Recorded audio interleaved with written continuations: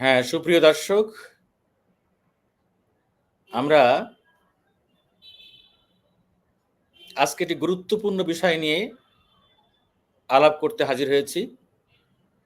আমার সঙ্গে অতিথি আছেন দৈনিক যুগান্তরের সিনিয়র রিপোর্টার তহুরা আহমেদ। তহুরা আহমেদকে স্বাগত জানাই বিএম জাহাঙ্গীর নিউজ চ্যানেলে। তহুরা, আপনি আমাকে শুনতে পাচ্ছেন? জি, শুনতে পাচ্ছি আপনাকে। আপনি কেমন আছেন? জি, আলহামদুলিল্লাহ ভালো আছি। ভালো আছেন। তো আজকে যুগান্তরে আপনার একটি খুব আলোচিত রিপোর্ট প্রকাশিত হয়েছে, যেটি সকাল থেকে আমিও বিভিন্ন জায়গায় শুনেছি এবং রিপোর্টটা আমি ভালোভাবে পড়েছি। খুবই একটি চাঞ্চল্যকর রিপোর্ট আপনি করেছেন। দর্শকদের উদ্দেশ্যে আমি রিপোর্টটার শিরোনাম জানিয়ে দিতে চাই যে, বাইতুল মোকাররম, আমি একটু কাউকে দেখেই বলি, বাইতুল মোকাররম মার্কেট মাফিয়া চক্রে বন্দী। আমাদের জাতীয় মসজিদ বাইতুল মোকাররম, এই বাইতুল মোকাররম মার্কেট ঘিরে বাইতুল মোকাররমের আওতাধীন যে মার্কেট, সেই মার্কেট ঘিরে একটা মাফিয়া চক্রে বন্দী। আপনি এটাই মূল আপনাদের যুগান্তরের আপনার রিপোর্টে এটাই শিরোনাম হয়েছে এবং সেখানে বলা আছে যে Awami League out, BNP in. আর এই নিউজে দুইটি বিষয় আপনি হাইলাইটস করেছেন, যে বাইতুল মোকাররম মার্কেট স্বর্ণ চোরাচালান ও হুন্ডি চক্রের সদর দপ্তর, ফুটপাত নিয়ন্ত্রণে পুলিশ, মাস্তান ও রাজনৈতিক নেতারা একাট্রা। আপনার কাছে আমার জানার বিষয়, যেটি খুবই চাঞ্চল্যকর রিপোর্ট। আমার জানা মতে বাইতুল মোকাররম মার্কেট নিয়ে অতীতে এই ধরনের কখনো রিপোর্ট হয়নি। আজ তো বাইতুল মোকাররম এলাকায় আমি শুনেছি যত দোকানদার ছিলেন সবারই হাতে হাতে যুগান্তর ছিল, অনেকে অনলাইনে সকাল থেকে দেখা শুরু করেছে, অনেকে আমাকেও ফোন দিয়েছে। তা আমি একটু আপনার এই রিপোর্টের অনুসন্ধান করার পিছনের প্রেক্ষাপটটা জানতে চাই, যে আপনি কিভাবে, আপনার কাছে এই আইডিয়াটা আসলো এবং আপনি কিভাবে কতদিন এই কাজটা শুরু করে শেষ করলেন? ধন্যবাদ আপনাকে। বায়তুল মোকাররম জাতীয় মসজিদ ঘিরে আসলে আমি এখন থেকে আরো বেশ কয়েক মাস আগে, বলা যায় জানুয়ারি মাসের দিকে, আমরা যুগান্তর অনুসন্ধান সেল থেকে একটা আহ, বলা যায় ডিটেল অনুসন্ধানে নামি এবং আমাদের প্রথম থেকে টার্গেট ছিল যে আমরা এই যে মসজিদের অবকাঠামো এবং সেই অবকাঠামো জরাজীর্ণ অবস্থা এবং এই মসজিদের চারপাশ ঘিরে যে নানান সুবিধাবাদী গোষ্ঠীর আনাগোনা, এটাকে আমরা এক্সপ্লোর করব, জনগণের সামনে তুলে ধরব।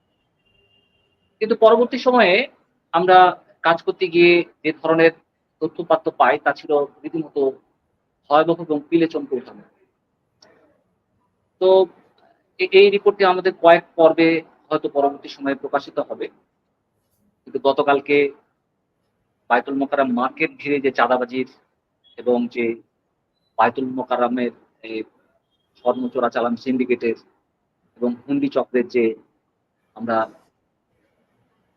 কিছু কিয়দংশ আমরা প্রকাশ করার চেষ্টা করেছি, সেখানে দেখা যাচ্ছে যে একটা পবিত্রতম জায়গা যেটা জাতীয় মসজিদ, সেই মসজিদ কম্পাউন্ডে বসে যখন দেশের সবচেয়ে বড় স্বর্ণের চোরাচালান সিন্ডিকেটের সদস্যরা প্রকাশ্যে দিনের পর দিন, বছরের পর বছর ক্ষমতাসীন আওয়ামী লীগের কখনো ছত্রছায়ায় এবং বিএনপি যখন স্বৈরাচারী হাসিনার পতন হয়েছে এবং সেই যখন পালিয়ে ভারতে চলে গেছে, যখন বিএনপি ফাঁকা মাঠে তারা এসছে, তখন সেখানে তাদের আশীর্বাদ পুষ্ট কথিত নেতারা এবং পার্টি নেতারা এখানে যে জাঁকে বসেছে এবং সেই পুরনো সিন্ডিকেটের নিয়ন্ত্রণ নেওয়ার চেষ্টা করছে, সে বিষয়টি আমরা তুলে ধরার চেষ্টা করেছি। আপনি ঠিকই বলেছেন, এই রিপোর্ট দিনভর আলোচিত হয়েছে বেশ কয়েকটি কারণে। প্রথমত, যুগান্তর এই মাফিয়া চক্রের মুখোশ উন্মোচন করে দিয়েছে। এই মাফিয়া চক্রের সদস্যদের নাম, ঠিকানা সহ বিস্তারিত পরিচয়, কে কিভাবে স্বর্ণ চোরাচালানের টাকায় মাদ্রাসা, এতিমখানা এবং ধর্মীয় লেবাসে কিভাবে তারা টিকে থাকার চেষ্টা করছে, সেটি আমরা প্রকাশ করার চেষ্টা করেছি। এবং এখানে একই সঙ্গে আপনি জানেন যে বায়তুল মোকাররম মার্কেটের আশপাশে একটা বিস্তীর্ণ এলাকা জুড়ে অবৈধ ফুটপাত গজিয়ে উঠেছে। এটা আজকের সমস্যা, অন্তত ২০ বছর পুরনো সমস্যা। যখন যে সরকার ক্ষমতায় থাকে এই জায়গাটিকে তারা রাজনৈতিক কর্মীদের চাঁদাবাজির এবং পুনর্বাসনের হাতিয়ার হিসেবে ব্যবহার করে। এখানে পুলিশের যেমন চাঁদাবাজির একটা প্রকট ব্যাপার দেখা যায়, স্থানীয় মাস্তানদের দেখা যায় এবং এটি তুলে দেওয়ার জন্য এটিকে নিয়ম শৃঙ্খলায় আনার জন্য কোন সরকারের সদিচ্ছা কিন্তু তেমন একটা দেখা যায় না। জানি না বর্তমান ডক্টর ইউনূসের আ নেতৃত্বাধীন অন্তর্বর্তীকালীন সরকারের যে বৈষম্য বিরোধী এবং সংস্কার প্রবণ যে তৎপরতা এবং তাদের যে ঐকান্তিক ইচ্ছা, এটা তারা এখানে অবসান ঘটাবে কিনা বা নজর দেবে কিনা। তবে আশার কথা এখানে বলতে পারি আপনাকে একটা কথা, যে গত আ রোববার যখন আমি এটা নিয়ে ধর্ম মন্ত্রণালয়ের সচিব মহোদয়ের সঙ্গে কথা বলি, তো আমার সঙ্গে পরিপূর্ণভাবে একমত পোষণ করেন সচিব এবং আমাকে বলেন যে, "এটা আপনার রিপোর্টে যেগুলো তুলে ধরবেন সেই তথ্য ধরে আমরা বায়তুল মোকাররমে মার্কেট এলাকায় যে জাঁকিয়ে বসা সিন্ডিকেট সেটাকে আমরা নির্মূল করার চেষ্টা করব।" এখন এটা দেখার পালা যে সত্যিকার অর্থে সরকার কতটুকু আন্তরিক হয় এবং এখানে আওয়ামী লীগকে চলে যাওয়ার পর যে বিএনপি এখানে আস্তানা গাড়ার চেষ্টা করছে সেটাকে প্রতিরোধ করা যায় কিনা। আপনার এই রিপোর্টে সবচেয়ে চুম্বক অংশ কি? একটু দর্শকদের বলবেন কিনা যে চাঞ্চল্যকর তথ্য আপনি কি পেয়েছেন? আপনাকে এখানে বলতে পারি যে বায়তুল মোকাররম মার্কেটের দোতলায় এবং নিচতলায় অনেকগুলো স্বর্ণালংকারের দোকান আছে। তার মধ্যে একটা স্পেসিফিক দোকানের নাম বলতে পারি, দোকানটার নাম হলো রিয়া জুয়েলার্স। তো রিয়া জুয়েলার্স আপনার যদি কেউ গেলে না, দেখতে যেহেতু পাবে। যেহেতু আমরা কারোর বক্তব্য নিচ্ছি না আমার চ্যানেলে, নাম জি। না বলি। আপনি ওভারঅল এখানে বলেন এখানে যে অ্যাকচুয়ালি বেশ কি কয়েকটি বেশ কয়েকটি বেশ কয়েকটি স্বর্ণালংকার দোকান আছে যেগুলোতে আপনার কয়েকশো কোটি টাকার স্বর্ণালংকার মজুদ আছে। এই স্বর্ণগুলো কোথা থেকে কিভাবে এসছে? এবং এটা একসময় যারা প্রবাসী শ্রমিক ছিল ২০ বছর, ১৫ বছর, ১০ বছর আগেও, তারা আজকে শত, শত কোটি টাকার মালিক বনে গেছে। আরেকটা গুরুত্বপূর্ণ বিষয় যে দলীয় পরিচয় দিয়ে মার্কেটের অনেকগুলো জায়গা দখল করে একসময় হকার ছিল। শত কোটি টাকার মালিক। এখানে ফুটপাত থেকে যে চাঁদা, সেই চাঁদার অংশ কিভাবে পুলিশের কাছে চলে যাচ্ছে, এটা সুনির্দিষ্টভাবে আমরা রিপোর্টে বলেছি। এই ফুটপাত আচ্ছা। থেকে কারা কত টাকা কিভাবে চাঁদা তুলছে নিয়মিত, তুলেছে, অতীতেও তুলেছে এবং এখন কারা এখানে পুনর্বাসন হওয়ার চেষ্টা করছে। এগুলো রিপোর্টে আমরা সুনির্দিষ্টভাবে প্রতিদিন তথ্যপাত্র নাম ঠিকানা। আপনার আপনার অনুসন্ধানে প্রতিদিন কত টাকা চাঁদা এখান থেকে ওঠে? এটা আসলে মানে হিসাব কষে, অঙ্ক কষে বের করা খুবই কঠিন। এই কোন কারণে ধারণা কঠিন কি যে পেয়েছেন? তবুও একটু বললেন যদি এখানে আমাদেরকে। এখানে প্রত্যেক দিন অন্তত ৫ থেকে ১০ লাখ টাকার চাঁদা হাত বদল হচ্ছে এবং তোলা হচ্ছে। কারণ আপনি ৫ জানেন যে থেকে এখানে ১০ লাখ বিস্তীর্ণ টাকা। ফুটপাত এবং বায়তুল মোকাররমের ২ হাত জায়গাও কিন্তু খালি নেই এবং একটা জায়গায় বসতেই ৳৫,০০,০০০ শুধুমাত্র জামানত। এটা কিন্তু সরকারি রাস্তায় কিন্তু ফুটপাত। অবাক কাণ্ড যে অন্যান্য দোকান পজিশন মার্কেটে নিতে গেলে যেমন জামানত দেওয়া লাগে, এখানেও কিন্তু ৳৫,০০,০০০ ন্যূনতম জামানত। এই জামানতটা পায় কে? অলিখিত হ্যাঁ, এই জামানত। অলিখিত জামানত, এই জামানতটা পায় কে? স্থানীয় আওয়ামী লীগের তৎকালীন রাজনৈতিক প্রভাবশালী এবং হয়তো এখন বিএনপির রাজনৈতিক আচ্ছা। প্রভাবশালীর পকেটে যাবে। আপনি লিখেছেন যে প্রতি ফুট হিসাব করে ভাড়া দেওয়া জি, হয়। জি। জি, প্রতি হ্যাঁ? ফুট হিসাব করে সেখানে ভাড়া দেওয়া হয় এটা স্কয়ার এবং ফিটে মানে ফ্ল্যাট বিক্রির মতো। ফ্ল্যাট বিক্রির মতো। জি, ফ্ল্যাট বিক্রির মতো। আচ্ছা। আরেকটা বিষয় দেখলাম যে আপনি রিপোর্টে বলার চেষ্টা করেছেন, এইসব ফুটপাতের দোকানে যে বিদ্যুতের সংযোগ দেওয়া হয়, এগুলো কি জি। বৈধ না অবৈধ? এটা তো আসলে কি প্রকাশ্যে মানে বিদ্যুৎ বিভাগ বলে যে তারা বিভিন্ন জায়গায় এনফোর্সমেন্ট করে, বিভিন্ন জায়গায় তারা অবৈধ বিদ্যুৎ সংযোগ উচ্ছেদ করতে যায়।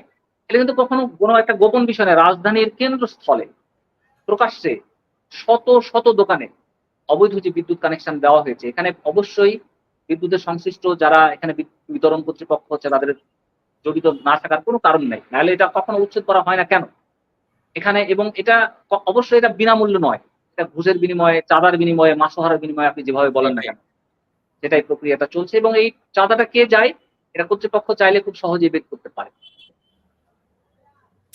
আপনার রিপোর্টে আরেকটা তথ্য দেখলাম যে শোনার খুবই মানে সাজ রব খুবই ফিটিং, ভালো ফিটিংস, ডেকোরেশনের স্বর্ণের দোকান।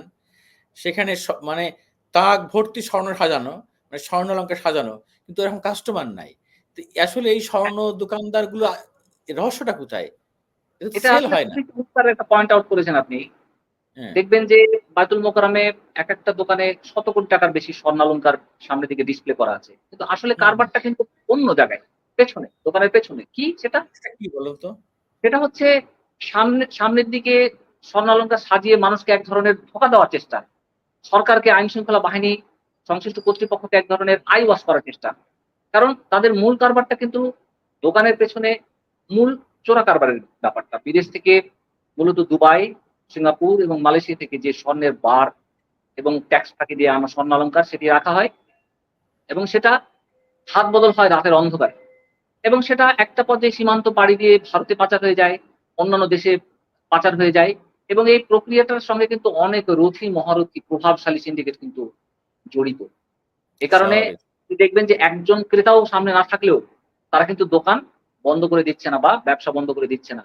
বছরের পর বছর, মাসের পর মাস হয়তো তাদের এই শত মানে কোটি টাকার এভাবে তারা স্বর্ণের সেল বিক্রি। দেখায়া তাদের ট্যাক্স হ্যাঁ, ফাইলে হিউজ মানে ইনকাম দেখাচ্ছে আরকি। জি। আমার ধারণা। এটা যে দেখা গেল বিক্রি বাস্তবে বিক্রি প্রায় নাই। শূন্যের কোঠায় বাস্তবে। অথচ হ্যাঁ, তাদের কিন্তু খাতা কলমটা আপনি যদি দেখেন, এটা এনবিআর এর দেখার কথা। তারা খাতা হিউজ কলমে সেল। আমি জানি না এটা কিভাবে রেখেছে। হয়তো দেখাবে যে তারা অনেক বিক্রি হচ্ছে এইটা তাদের। মনে হয় আপনার আরেকটা হইতে পারে অনুসন্ধান। যে যে আপনি হয়তো ৭ দিন নিয়ে অনুসন্ধান করলেন যে কিরকম অ্যাকচুয়ালি সেল হয়। আর বাস্তবে তারা এনবিআর এর খাতায় কি ধরনের সেল তারা শো করতেছে। আমরা জানি যে অনেক মাফিয়া দুর্নীতিবাজরা দুর্নীতির টাকা, পাচারের টাকা জায়েজ করার জন্য এভাবে তারা কিন্তু এই বড় শোরুম খুলে এ ধরনের ব্যবসা প্রতিষ্ঠান খুলে তারা তাদের দুর্নীতির টাকা একদম জায়েজ আপনি করতেছে। আপনি আপনি ঠিকই বলেছেন যে এটা আসলে একটা অনুসন্ধানের বড় বাংলাদেশের অনুসন্ধানের একটা বড় একটা আইডিয়া হতে পারে যে বিভিন্ন ফ্যাশন হাউসের নামে কালো টাকা সাদা করার যে প্রক্রিয়া। আমরা তো জানি যে রেস্টুরেন্ট গরুর খামার রেস্টুরেন্ট ব্যবসা গরুর খামার, মাছের খামার, এই খামার করে একসময় কালো টাকাকে সাদা করা হতো। কিন্তু এখন এভাবে যে ব্যবসা প্রতিষ্ঠানে লগ্নি করেও কালো টাকা বিপুল পরিমাণ কালো টাকাকে সাদা করার প্রক্রিয়া চলছে, সেটাও কিন্তু আসলে একটা বড় অনুসন্ধানের অংশ হতে পারে। আমি আপনার রিপোর্টে আরেকটা ইম্পোর্টেন্ট জিনিস দেখলাম যে, বায়তুল মোকাররমের যে পিলার, যে মূল অবকাঠামো, এরা দোকানের ভাড়া বেশি মানে আয় করার জন্য, মার্কেটের দোকানের সংখ্যা বাড়ানোর জন্য, মসজিদের মূল অবকাঠামোই একটা পিলার ভেঙে ফেলছিল। জি, এটা আসলে খুবই একটা আমাদের দেশের জন্য এবং আমাদের ধর্মপ্রাণ মুসলমানদের জন্য এটা খুবই একটা হতাশার বিষয় যে কেন্দ্রীয় মসজিদ, এটা জাতীয় মসজিদ বাইতুল মোকাররমের মতো একটা একটা গুরুত্বপূর্ণ এটা। সেখানে মানে আওয়ামী লীগের নেতা পরিচয়ে তারা তো ১০-১৫ টা দোকান পজিশন দীর্ঘদিন যাবৎ দখলে রেখেছেই। তাদের দোকানের পজিশনের আয়তন বাড়ানোর জন্য মসজিদের কিন্তু একটা গুরুত্বপূর্ণ পিলারও কিন্তু সে ভেঙে ফেলে।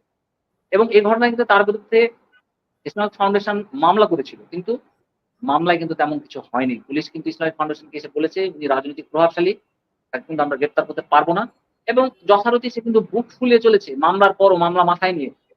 পুলিশ একদিনের জন্যও তাকে ডিস্টার্ব করেনি বা ডিস্টার্ব তাকে করে। ধরার চেষ্টা করেনি, আইন প্রয়োগ করার চেষ্টা করেনি। এটা ছিল নির্মম বাস্তবতা একসময়ের।